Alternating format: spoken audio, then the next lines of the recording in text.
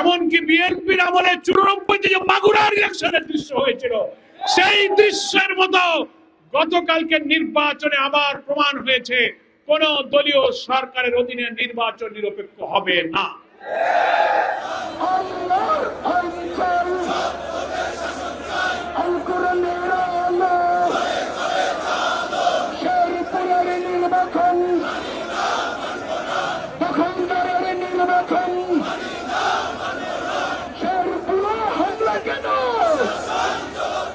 শেখ হাসিনা একদিন 1 বছর 2 বছর করে 17 বছরে যে কাজ করেছে, আজকের এই নব্য ফ্যাসিবাদ গতকালকে নির্বাচনে তারা 2 মাসের মধ্যেই সেই ঘটনা ঘটিয়েছে। আমরা এই ঘটনার তীব্র নিন্দা এবং প্রতিবাদ জানাচ্ছি।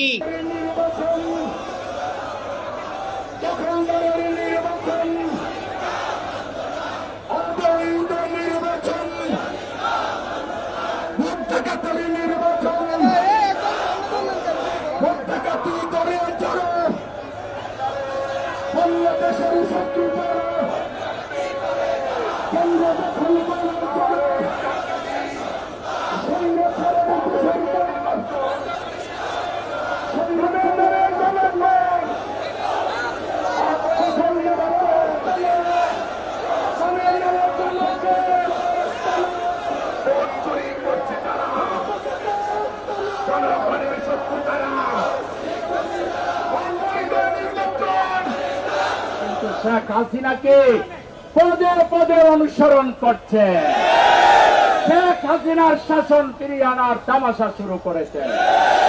আমরা বলতে চাই, জাতির সাথে শেখ হাসিনা তামাশা করে যেভাবে গোল্লায় গেছে, আপনারাও গোল্লায় যাবেন। আপনাদের পথ হাসিনার পথ, হাসিনা গেছে যে পথে, আপনারাও যাবেন সেই পথে।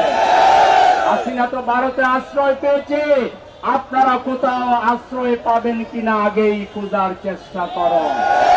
আমরা অবিলম্বে বগুড়া এবং শেরপুরের নির্বাচন বাতিল দাবি করছি।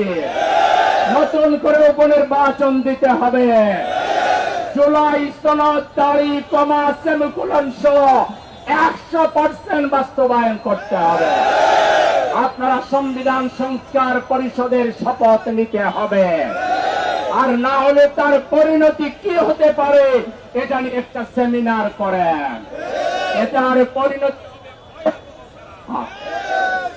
সরকারকে অনতিবিলম্বে জুলাই সনদ মেনে নেওয়ার আহ্বান জানিয়ে বগুড়ায় শেরপুরে আমাদের ভাইদের উপরে যারা নির্যাতন করেছে তাদেরকে গ্রেফতার করতে হবে।